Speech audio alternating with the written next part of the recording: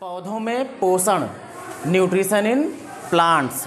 मैंने बताया था कि पौधे जो होते हैं वो अपना भोजन खुद बनाते हैं, क्योंकि उनके अंदर क्या पाया जाता है, क्लोरोफिल पाया जाता है ना, हरित लवक क्लोरोफिल पाया जाता है। और वे जो पौधे होते हैं उनकी पत्तियों में छोटे छोटे रंध्र होते हैं, छिद्र होते हैं, जो सूरज का प्रकाश पड़ने पर वो खुलते हैं और उनसे कार्बन डाइऑक्साइड अंदर जाती है, और जो जड़ें होती हैं वो जल खींचकर पत्तियों तक पहुंचाती हैं। तो वो प्रकाश की उपस्थिति में, क्लोरोफिल की उपस्थिति में कार्बन डाइऑक्साइड और जल के द्वारा अपना भोजन पौधे बनाते हैं, है ना। वो मैंने रिएक्शन भी आपको बता दिया था कि कार्बन डाइऑक्साइड रहता है और प्लस जल रहता है ना, H2O, 6 कार्बन डाइऑक्साइड और 6 जल रहता था। और यहाँ पे कंडीशन थी क्या, कि प्रकाश होना चाहिए, और जो हरे पौधे होंगे तो उसमें क्लोरोफिल तो पाया ही पाया जाएगा, क्योंकि जो पौधे होते हैं उनका हरा रंग ही किसकी वजह से आता है, क्लोरोफिल की वजह से। तो क्लोरोफिल उसमें रहेगा, क्लोरोफिल। तो बन जाता है क्या, C6H12O6, है ना, और प्लस ऑक्सीजन जो है वो बाहर जाती थी, है ना, बाहर ऑक्सीजन को वो लोग पौधे जो है वो छोड़ देते हैं, है ना। तो कहने का मतलब ये है कि जितनी मात्रा में कार्बन डाइऑक्साइड पौधे लेते हैं, देखो 6 क्वांटिटी में लिया है ना, और 6 क्वांटिटी में ही ऑक्सीजन वो छोड़ भी देते हैं, है ना। मतलब जितने इंसान कार्बन डाइऑक्साइड छोड़ते हैं उतने ही पौधे होने चाहिए, ताकि वो बराबर मात्रा में ऑक्सीजन भी छोड़ते रहें। अब देखो, ये तो हो गया वे पौधे जिनमें क्लोरोफिल पाया जाता है, जो हरे रंग के होते हैं। लेकिन धरती पर अलग अलग तरीके के पौधे हैं और उनमें पोषण भी अलग अलग तरीके का है। ऐसा नहीं कि सारे पौधे जो हैं वो सभी के सभी क्या करते हैं, अपना भोजन बनाते हैं, ऐसा नहीं है। कुछ ऐसे भी हैं जो दूसरे पौधों पर निर्भर रहते हैं। अब देखो 3 कैटेगरी में बांटा गया है इन पौधों को।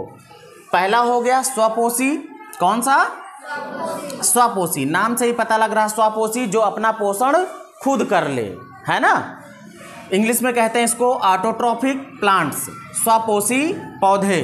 दूसरा हो गया परपोषी पौधे, हेटेरोट्रॉफिक प्लांट्स।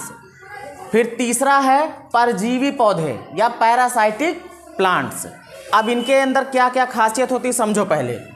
पहला तो हो गया जो स्वपोषी पौधे हैं, ये वे पौधे होते हैं जो अपना भोजन खुद बना लेते हैं, क्योंकि इनके अंदर क्लोरोफिल होता है। तो जितने भी पौधे हरे रंग के होंगे, हरे रंग के जो भी पौधे होंगे, आम, नीम, पीपल, जितने भी देखते हो आप आसपास में, सबकी पत्तियां कैसी होती हैं, हरी होती है ना। तो वे सभी अपना भोजन खुद बना लेती हैं। क्लियर। तो सभी हरे पौधे जो होते हैं वो क्या होते हैं, स्वपोषी होते हैं। कैसे होते हैं, या ऑटोट्रॉफिक, चाहे ऑटोट्रॉफिक बोला जाए चाहे स्वपोषी बोला जाए। दूसरी कैटेगरी है परपोषी। पर का मतलब होता है दूसरों, जो दूसरों पर आश्रित हो। ऐसे पौधे जो होते हैं वो क्या होता है, एक पौधे के ऊपर आश्रित रहते हैं, अपना भोजन खुद नहीं बनाते हैं। जो मेन पेड़, मान लीजिए कि कोई एक पेड़ है, तो देखा होगा एक पौधा होता है अमरबेल। कौन सा, अमरबेल। वो क्या करता है, उसकी जड़ का भी नहीं पता होता कहाँ गई है जड़, कहाँ नहीं। वो पेड़ के ऊपर क्या रहता है, लिपटा रहता है। क्या रहता है, अब पूरे पेड़ पर देखा जाए तो पूरे पेड़ पर छा लेता है। ऐसा लगता है कि मेन पेड़ गायब हो गया है, पूरा का पूरा यही है इसके ऊपर, है ना। और दिखावा करता है कि देखो हम तुमको धूप से बचाए हुए हैं। किससे बचाए हुए हैं, धूप से बचाएं, हवा से बचाएं, तुम्हारे पर धूप और हवा ना लगे। हम तुमको ऊपर से कंबल, रजाई की तरह ठंडी वंडी से, हर चीज़ से बचाए हुए हैं। लेकिन सच्चाई क्या होती है, जो अमरबेल पौधा होता है, इसके जो ये शाखाएं हैं जो लिपटी हुई हैं पेड़ पे, इसमें चूसक पाए जाते हैं। क्या पाए जाते हैं? चूसक। चूसक का मतलब समझते हो ना, चूसने वाले रोएं। तो वो क्या होता है, वो पौधा जो अपना भोजन बना रहा है अपनी पत्तियों से प्रकाश संश्लेषण द्वारा। ये कौन सी विधि थी भाई? इसी को तो प्रकाश संश्लेषण कहते हैं ना, पौधे जो अपना भोजन बनाते हैं। प्रकाश संस, कौन सा सा रहेगा? ये वाला, ये रहेगा संश्लेषण, है ना।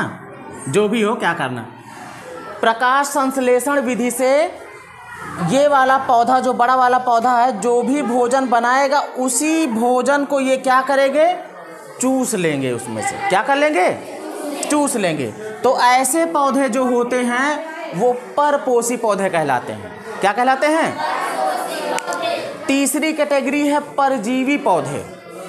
ये रिश्तेदार की तरह आते हैं। कैसे आते हैं? जैसे आपके घर में कोई रिश्तेदार आ जाए और फिर वो जाने का नाम ना ले, जाने का नाम आराम से जब तक रहे, खाना खाए और चारपाई बिठी रहे, आराम से सोता रहे।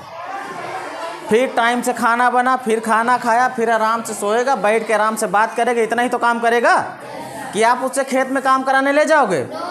नहीं ले जाओगे ना। तो परजीवी पौधे जो होते हैं वो इसी तरीके के पौधे होते हैं। अमरबेल भी परजीवी ही है एक तरीके से देखा जाए तो, है ना। ये भी कैसा पौधा है? परजीवी पौधा है। ये दूसरे के ऊपर ये भी आश्रित रहते हैं, अपना पूरा जीवन उसी पर बिताते हैं। कभी कभी ऐसा भी देखा होगा कि बाकी पौधे भी परजीवी बन जाते हैं। कभी देखा हो कि आम का पेड़ हो, उसके ऊपर पीपल का पेड़ उगाता है। अब देखा जाए तो पीपल परजीवी नहीं, वो अपना भोजन खुद बना सकता है। लेकिन फिर भी देखोगे कि जब उस पेड़ के ऊपर अगर वो आ गया है तो क्या करेगा? आम के पेड़ के पास जो भोजन होगा उसी के भोजन को तो खाएगा। उसकी जड़ें क्या होंगी? उस आम के पेड़ के अंदर वाले में घुस जाएंगी और जो भोजन आम का पेड़ बनाएगा वही। तो देखो, पीपल ऐसे तो परजीवी नहीं है, लेकिन जब वो किसी पेड़ के ऊपर उगाया तो वो क्या बन गया? वो परजीवी बन गया, है ना। और देखोगे पौधों के ऊपर, देखोगे छोटे छोटे हरे हरे रंग के धब्बे धब्बे काई जैसा पड़ जाते हैं।